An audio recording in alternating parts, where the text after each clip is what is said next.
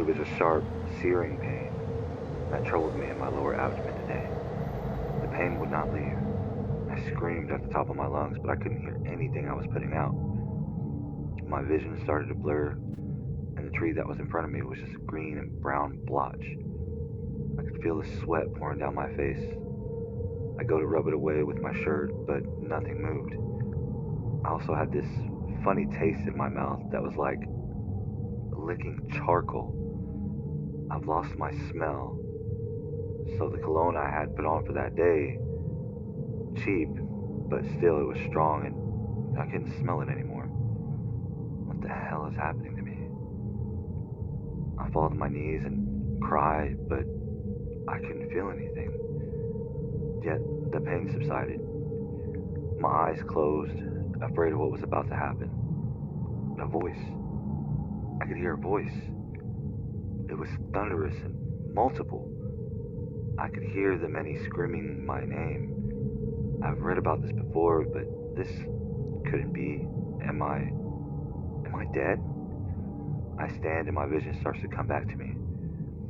Before me, where the tree was open and a staircase sat inside of it. I figured it was either up or down, heaven or hell. The staircase was odd and appeared to go in an endless spiral. Turning right, it went up, then down, and up again. I decided to embark and figure out where it led to. 2 steps in, and I could smell something sweet, something familiar. Was it? Oh, wow. It was Grandma's bakery. I look over to the left and see her standing outside of it and smiling at me. I wave, she waves back, and I took a couple more steps, and the spiral starts to descend. I hear some shouting and the smell of blood, that copper smell. I look over to my right, see my middle school, and outside of it, there I was, beating up this poor, innocent kid half to death.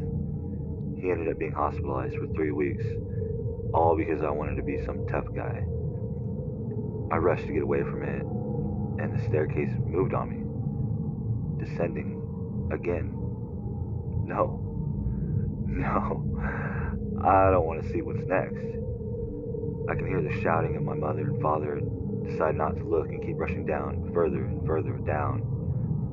I don't want to see anymore. Why the hell doesn't the staircase go up? After many memories I couldn't dare watch, I reached what seemed like the end of the staircase. I heard the many again. Peter! They echoed into the abyss, and as I turned around to run up the winding staircase, I was shocked to find that it had vanished. In its place was a giant head looking down at me, black, dark, and deep eyes, while his stare just made me feel like melting away. I was stuck. Peter, he had said calmly, you have only witnessed one of your many crimes against your family. To not face the rest, I, anew, am ready to sentence you to 500 years in the box of purgatory. You have been measured. Have a nice day. He says as if anything sounds nice about being in a box for 500 years. I blink and go to say something, anything. But when I open my eyes again, there's nothing in front of me. Cold darkness stares back at me. I can't move any of my body. Paralyzed. A week goes by, no sleep, no food, nothing. Just me in the box. A month. And still nothing. Nothing but me and my thoughts. A year? Or is it? How long have I been here? It feels like a year. 5 years. Darkness. Darkness. Darkness. 10 years. I scream into my head. That's all I do now. I don't want to think anymore. Just endless screaming. 20 years.